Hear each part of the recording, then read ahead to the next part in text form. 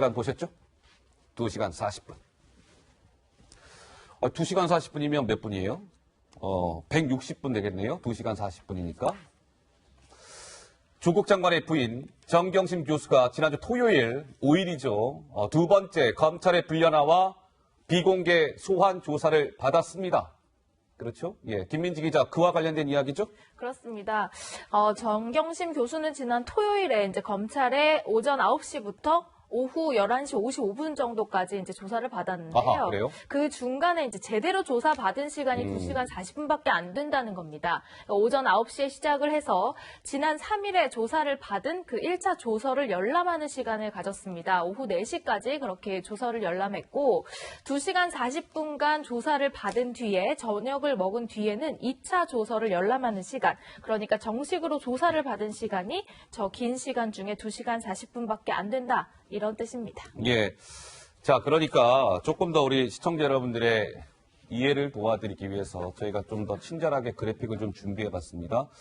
김민지 기자 설명대로 그제 정경심 교수가 검찰 청사에 있었던 총 시간은 15시간입니다. 그렇죠? 그중에 15시간 가운데 조사를 받은 시간은 2시간 40분에 불과했다는 거예요.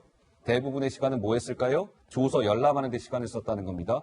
검찰이 정 교수한테 물어볼 게 너무 많은데 질문의 절반도 못했다는 겁니다. 수사를 짧게 나눠받는 지연작전을 의심하고 있는데, 그렇다면 정 교수가 왜 지연작전을 하는 걸까? 그 의도가 있을 거 아니겠습니까? 법조계에서는 이거 치밀하게 계산된 행동이다. 검찰이 확보한 증거, 검찰이 어떤 패를 가지고 있는지를 정경심 교수가 보고 집에 돌아가서 귀가해서 14명 변호인단과 대응책을 짜고 수사에 대응하는 이런 전략들을 짜는 그런 의심이 든다는 거예요. 조 부장 어떻습니까? 네, 우선 이 건강이 안 좋아서 그렇다 이런 것을 공개적인 이유로 들고 있지만 법조계에서는 치밀한 전략이다. 아하. 이런 관심이 많죠. 일단 조사를 계속 짧게 끊어서 받고 있어요. 네, 이거는 검찰이 어떤 증거, 예. 검찰이 물어보는 것, 검찰이 가지고 있는 것, 이거를 오히려 기자식대로 취재를 하는 겁니다. 네, 그렇게 된다면 잦은 출석이 불가피하거든요. 예. 왜냐하면 의혹이 너무 많기 때문에 때문에. 검찰로서는 물어봐야 될 게 그만큼 많습니다. 예. 그러면 당연히 검찰의 출단 횟수가 늘어나야 돼요. 그렇다면 뭐 몇 시간 조사받고 이런 것보다 어떻게 보면은 조국 장관 사수 이쪽 입장에서는 예. 왜 이렇게 자주 부르는지 모르겠다. 이거는 인권 탄압 아니냐 이렇게 공세를 할 공산이 크고요. 예. 결과적으로 이렇게 되면은 정경심 교수로서는 불구속 수사라는 명분을 어떻게 보면 축적해가는 아하. 그런 수순bab기다. 예. 이렇게 해석이 될 수 있겠습니다. 우선 두 차례의 검찰 조사 이 부분을 좀 짧게 짚어보면요. 공개 소환이든 비공개 소환이든 공통점이 하나 있습니다. 어떤 공통점입니까? 서울중앙지검 1층 현관에서 신분증을 제시하고 그리고 그 검찰의 민원인 자격에 신분증을 붙여야 돼요. 예. 그런데 어떻게 했습니까? 지하주차장. 지하주차장을 통해 두 번 다 들어왔습니다. 예. 지하주차장은 검찰 관계자가 안에서 문을 열어줘야 돼요. 오, 그래요? 직원용 오. 주차장이기 때문에. 예. 그렇다면 검찰로서는 하지 않아도 될 일을 장관 부인이기 때문에 한 겁니다. 이게 직권남용이에요. 일반 피의자들이 지하주차장으로 들어가겠다고 하면 그거 들여보내줍니까? 안 되죠. 안 제가 돼요? 말씀드렸죠. 공개 소환이든 비공개 소환이든 무조건 1층 현관으로 들어와야 됩니다. 뭐 변장을 하든 어떤 방법은 모르겠습니다만 예. 1층으로 들어와야 돼요. 공개와 비공개의 차이는 일정을 기자단에게 제시하지 않는다는 것뿐입니다. 예. 그런데 지하 주차장을 통해 들어왔고 그렇기 때문에 이거는 황제 소환이라는 비판을 받아도 당연한 겁니다. 예. 그리고 첫 번째 조사에서는 어떤 증거를 제시하니까 그때 아팠어요. 아프다고 해가지고 조사를 못했지 않습니까? 그러니까 그리고 두 번째 조사에서는 먼저 조사를 받은 게 아니라 1차 조사 때 어떤 것이 기록이 됐는지를 쭉 열람을 한 겁니다. 조사 열람. 이것도 이례적이에요. 저 처음 봐요. 왜냐하면 그래요? 조사를 받고 서명 날인하기 이전에 검증하는 과정은 거칩니다만 이거는 완전히 잘못됐죠. 예. 그러면 검찰로서는 왜 이렇게밖에 할 수 없는가? 우리는 생각지 않을 수 없어요. 장관의 부인이기 때문에 또 대통령이 인권과 절제를 강조하면서 예. 지금 정경심 교수라든지 조국 장관 일가에 대해서 인권도 없는 검찰, 절제하지 않는 검찰이라고 비판하고 있기 때문에 검찰이 위축받는 겁니다. 자, 조국 법무부 장관은 가족들을 둘러싼 이 검찰 수사와 관련해서 그동안 이런 점을 누차 줄곧 강조해 왔습니다. 직접 들어보시죠. 인사청문회를 앞두고 검찰 수사가 개시되어서 좀 당황스럽습니다. 그렇지만 저희 가족들은 검찰 수사에 성실히 응할 것입니다. 검찰 수사에 관련해서는 일체 말씀드릴 수 없으면 여러 번 양해를 구한 바 있습니다. 제 가족은 앞으로도 검찰 수사에 성실히 응할 것입니다. 조국 장관은 우리 가족은 앞으로도 검찰 수사에 성실히 응하겠습니다라고 얘기했는데 지금 돌아가는 상황을 봐서는 글쎄요, 이제 이런 지적이 나오는 것이죠. 한 걸음 더 들어가 보겠습니다. 조사 특혜 논란인데요. 박근혜 전 대통령, MB, 이명박 전 대통령은 14시간 조사, 그리고 MB는 15시간 조사를 받은 뒤에, 저 조사 시간이에요. 저렇게 장시간 조사를 받은 뒤에 조서를 열람하고 확인을 했습니다. 근데 정경심 교수는 지금 반대가 돼버린 거죠. 조서 열람 시간이 훨씬 길고 조사 시간은 2시간 40분에 불과했다는 겁니다. 검찰에서 뭐라고 얘기할까요? 자, 장관 부인이 아니라면 이런 방식으로 조사를 받을 수 없다. 명백한 특혜라고 주장했습니다. 책 잡히지 않으려고 정경심 요구를 최대한 수용했다. 사실상 검찰이 끌려가고 있다. 이런 평가가 나오는데 정 의원님 어떻게 보십니까? 그러니까 이게 전직 대통령을 능가하는 정경심 교수의 수사란 말이에요. 그러니까 이제 황제 소환, 황제 조사라는 얘기가 나오는 거예요. 그러니까 지금 저 그래픽에 조금 전에 나와 있던 것처럼 무려 박근혜 대통령 14시간 조사, 그다음에 MB. 이명박 대통령 15시간 조사를 네. 했고 저분들 다 현관 통해서 들어갔어요. 조금 전에 우리 조수 부장이 잘 말씀하셨습니다만 지하주차장으로 가려면 지하주차장 출입구를 열어주는 카드키가 별도로 있어야 됩니다. 그리고 또 나올 때도 보면 정경심 교수의 차를 특정하지 못하게 해서 4대가 같이 나왔다는 거예요. 아, 그래요? 네. 나왔답니까? 그래서 저는 그 소환에 응하는 과정도 그렇고 더더군다나 피의자가 나 불편하니까 가야 되겠어. 아마 대한민국에 이렇게 얘기할 수 있는 피의자가 있나요? 저는 없다고 봐요. 그러니까 저는 대통령도 그렇고 지금 현재 집권 여당에서도 그렇고 더 이상 수사 문제에 언급하지 말아야 됩니다. 대통령과 집권 여당의 거듭된 수사에 대한 문제 제기가 저런 사태를 불러온 것입니다. 예, 알겠습니다. 자, 정치권에서는 이번 정경심 교수의 황제 소환에 이어서 이 황제 조사 논란에 대해서 이런 목소리가 터져 나왔습니다. 직접 확인해 보시죠. 검찰이 피의자를 조사하는 것인지 아니면 피의자가 검찰을 조사하는 것인지 혼동됩니다. 검찰의 도서관 들듯이 다니는 것 아니냐 이런 이야기도 있습니다. 사법 농락이 계속된다면 결국 역대 최대의 특검만이 답입니다. 이런 특권과 특혜는 어디서부터 나올까요? 그거는 장관 부인이기도 하지만 대통령이 저렇게 감싸고 도는 조국의 부인이기 때문에 그런 거 아니겠어요? 문재인 대통령께서 검찰개혁을 요구하며 수사관의 개혁을 요구했습니다.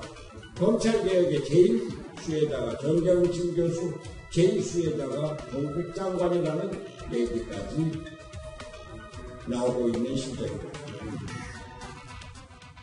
자, 정치권의 목소리 듣고 왔습니다. 우리 현근택 부위원장께 좀 질문을 드리겠습니다. 우리 현 부위원장께서는 또 법조인이시니까요. 자, 정경심 교수가 어쨌든 2차례 다 언론사 카메라를 피해서 지하주차장으로 출입을 했습니다. 그리고 1차 조사 때는 나 아파 해서 이제 귀가했습니다.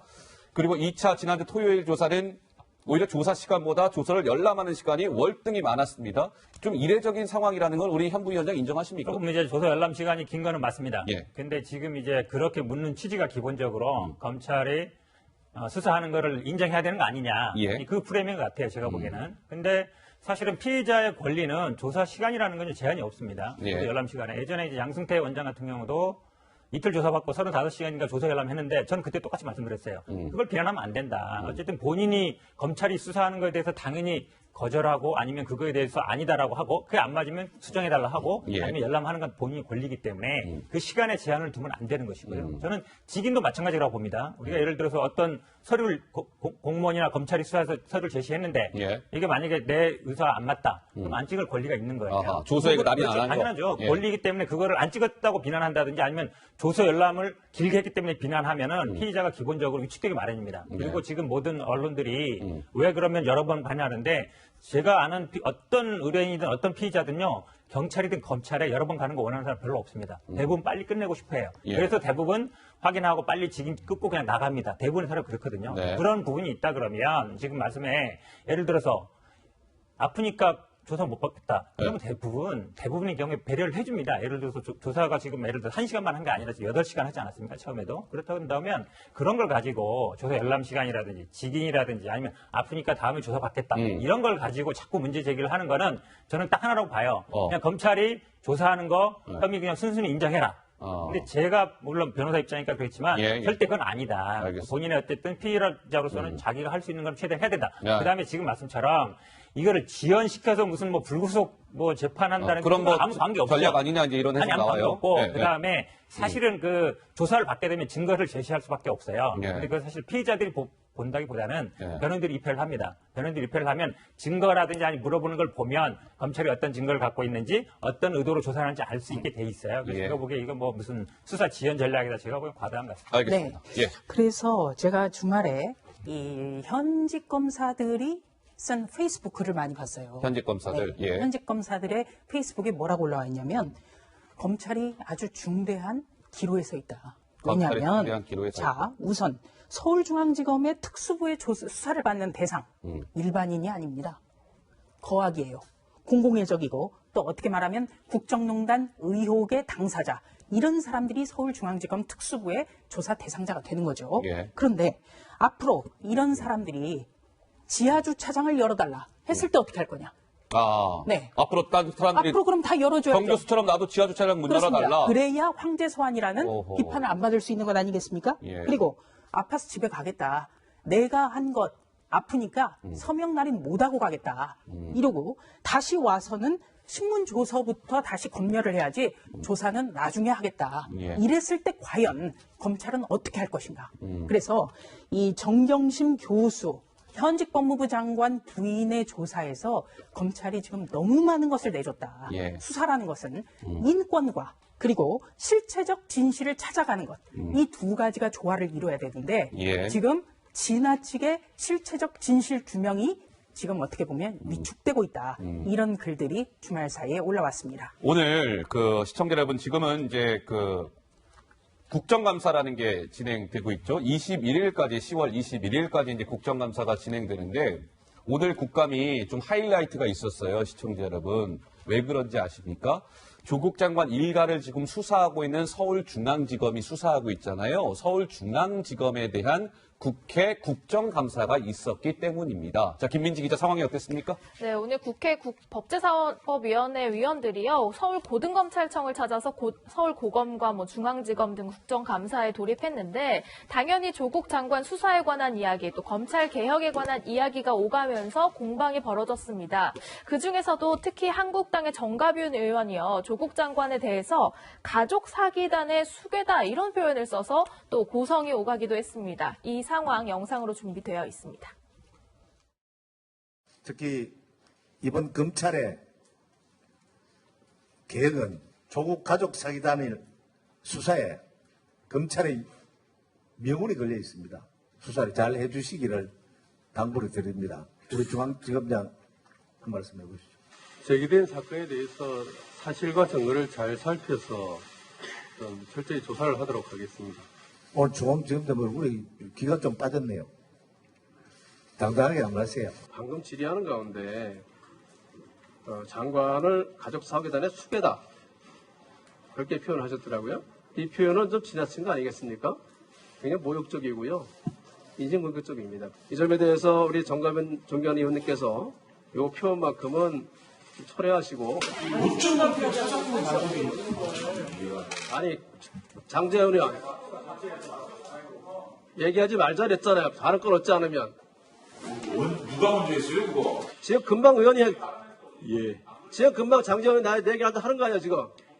예, 됐습니다. 예. 송기현 의원, 그걸 내려놔면 되잖아요. 내가 언제 당신 얘기를 한다 했어? 글쎄요, 오늘 정가윤 한국당 의원은 조국 장관을 향해서 가족 사기단의 수괴라고 했습니다. 수괴라는 것은 어떤 이 범죄 집단의 이제 우두머리를 일컫는 말인데, 뭐 좀 고성이 오갔습니다만, 정 의원님 저 상황을 어떻게 보셨습니까? 정가윤 의원이 상당히 과격한 말을 쓰기는 했습니다만, 의도는 이런 겁니다.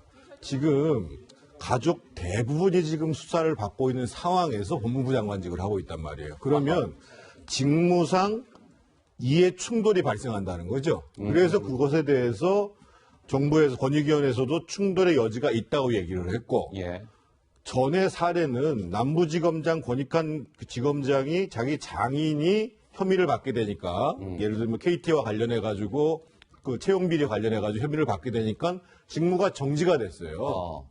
그런 것들을 봤을 때는 그런 가족들과 본인들이 수사를 받고 있는 상황 속에서 그것을 가장 대표하는 가장에 있는 사람을 법무부 장관을 시키면 안 된다. 이런 얘기를 이제 수괴라는 표현을 통해서 한 거죠. 근데 한 가지 요즘에 조금 이상한 게요. 뭐가 이상하십니까? 남의 의원들이 얘기한 걸 가지고 계속 문제를 제기를 해요. 이전에는 그런 거 없었거든요. 개인의 그 의원 신상에 대한 문제 제기가 왔을 때에는 반박을 하거나 얘기를 하는데, 정가윤 의원이 얘기한 걸 가지고 민주당 간사가, 송기현 간사가 삭제하라 마라. 저는 이거는 좀 적절치가 않은 것 같아요. 저는 좀 다져보고 싶은데요. 결국은 가족 사기단 수괴라는 얘기는 가족이 다 범죄 집단이고 수괴는 우두머리라는 뜻이잖아요. 그러니까 그럼 국정감사 물론 이제 뭐 의회 활동이니까 뭐 형사처벌은 면하겠습니다만 그래도 할 수 있는 말이 있고 못하는 말이 있는데 당연히 과한 말이죠. 과격합니다. 그런 점은 해도 안 된다고 봅니다. 저도 가족 사기단 수괴 이건 너무나 강했다고 봅니다. 그런데 돌려서 말했으면 어땠을까? 사모펀드 의혹, 권력형 비리 의혹이죠. 그리고 또 자기 몫을 챙기기 위해서 자기 자녀를 표창장 위조하고 이런 것. 그건 굉장히 중범죄예요. 그런데 여기에 대해서 지금 오촌 조카는 구속됐고 부인은 피고인이고 본인은 피의자예요.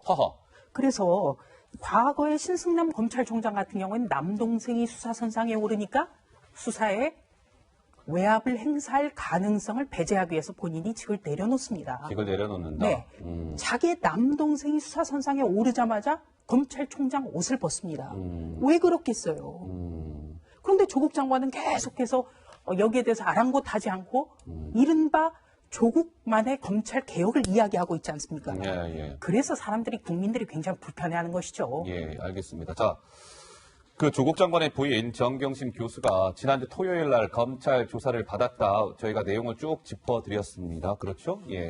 그런데 그 시간에 부인이 조사를 검찰청사에서 받고 있던 그 시각, 김민지 기자, 그의 남편인 조국 장관은 뭐 했다고요? SNS 프로필 사진을 변경했는데요. 사실 그날은 정경심 교수가 이제 소환 조사를 받는 날이기도 했지만 검찰청사 앞에서는 대규모 시위가 일어났었잖아요. 그 시위가 있던 그날 밤 그리고 조사가 일어났던 그날 밤 그 조국 장관은 페이스북에 프로필 사진을 바꾸게 됩니다. 검찰청사 앞에 사람들이 모여서 대규모 시위를 하는 그 장면이고요. 그 다음에 50여 분 뒤에는 또 바꿉니다. 최근에 한 시사 주간지와 인터뷰를 했을 때 거기에 있는 그 앞에 표지 사진을 썼다가요. 또 1분 뒤에는 청와대를 마지막에 떠날 때 청와대 앞에 건물에서 찍은 그 사진을 올린 다음에 다시 10분 뒤에는 그냥 본인이 앉아서 인터뷰하는 모습으로 바꿨는데요. 이 마지막 세 사진은 한 10분 만에 프로필 사진을 3차례 바꾼 그런 모습이었습니다. 자, 부인이 검찰에서 조사를 받고 있는 그 시간에 조국 장관은 본인의 페이스북에 이른바 푸사라고 하죠. 프로필 사진을 저렇게 여러 차례 바꿨다. 저 얘기가 골자입니다. 글쎄요, 저걸 근데 뭐 좀 나쁘게 볼 수 있는 겁니까? 뭐 어떻게 봐야 되는 겁니까? 어느 분이 좀 말씀해 주세요. 제가 보기에는 저게 왜 뉴스가 되는지 잘 모르겠는데. 왜 뉴스가 되는지 모르겠다. 보통 아시는 분들은 아마 저 프로필 사진을 바꿀 때 그냥 뭐 공개로 해놓기도 하고 비공개로도 하는 텐데요. 뭐 비공개로 했으면 아마 밝히지 않았을 것 같은데. 뭐 SNS 관리는 그냥 본인이 하는 거거든요. 물론 본인 자유다? 그렇죠. 본인이 원하는 걸 있겠지만 저런 것까지 뉴스로 살만한가? 저는 조금 의문이에요. 사실은 뭐 그냥 SNS 활동이 물론 저 페이스북만 있는 게 아니라 뭐 트위터도 하고 여러 개 하는데 뭐 프로필 사진은 뭐 수시로 바꿀 수 있는 거거든요. 물론 이제 그날 아마 뭐 집회 사진 올렸다가 청와대 사진 올린 게 아마 본인 생각에는 이게 좀 부적절하다고 생각해서 바꾼 것 같긴 한데요. 네. 굳이 뭐 저런까지 뉴스로 왜 뉴스가 되는지 모르겠다. 우리 한 부위원장 생각은 그러시고. 네. 예. 저는 저걸 보면서 정말 조국 장관은 국정을 놀이라고 생각하고 있다. 국정을 놀이라고 생각하고 있다. 있다. 네. 우선 어허. 자, 지금 저렇게 프로필 사진을 예. 바꾼 시각을 보면 예. 나라가 두동강이 난 상황이에요. 자신으로 인해서. 그리고 자신의 부인으로 인해서. 저 시간은 바로 서초동에서 조국 뭐 힘내세요. 아. 동경심 사랑해요. 이런 구호들이 쏟아진 사진입니다.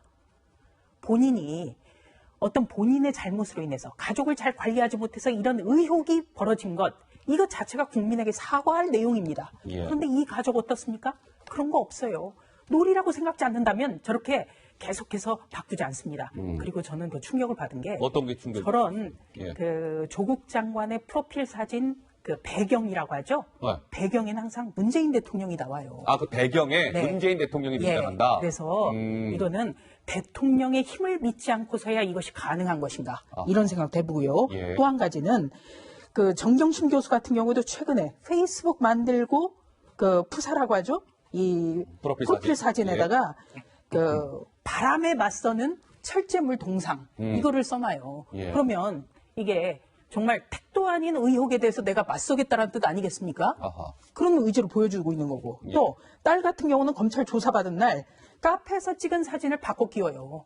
이게 정말 상식을 가진 사람이라면 가능한 일일지. 예. 사과부터 해야죠, 국민들께. 지금 네, 나라가 사과. 부동강이 났어요, 이 집 때문에. 예. 그런데도 저렇게 사진 끼우기에 매진할 때인가 참 묻고 싶습니다. 자, 조국 법무부 장관 오늘도 출근길에 나섰습니다. 오늘은 이제 한 주를 여는 월요일인 만큼 출근길에 나선 조국 장관. 오늘의 출근길 일성은 뭐였을까요? 직접 들어보시죠. 연일 국민들께서 검찰개혁 관련해서 다양한 의견을 보내주시고 계십니다. 이번 기회에 법무부와 검찰에 대한 개혁을 확실히 하라는 뜻은 한결같습니다. 무엇보다도 국민의 시각에서 법무부와 검찰의 현재를 살펴보는 것이 옳다고 생각합니다. 법무부와 검찰은 그 조직 자체 또는 법적 카르텔을 위해 존재해서는 안 되기 때문입니다. 빠른 시간 내에 검찰개혁의 청사진을 제시하겠습니다. 네, 오늘 출근길 모습이었습니다. 정 의원님 하실 말씀 있으십니까? 예. 한 말씀만 드리면은요. 예. 그 요즘 그 조국의 페이스북을 조만대장경이라고 그래요. 자기의 조만대장경. 위선적인 행위들을 다 팔만대장경처럼 예언을 해놨기 때문에 국민들은 이렇게 생각하는 거예요. 이전에 그 조만대장경, 조국의 페이스북에 이런 얘기가 나옵니다. 한 명의 피의자 때문에 5천만이 고생이다. 이런 얘기가 나오거든요. 예.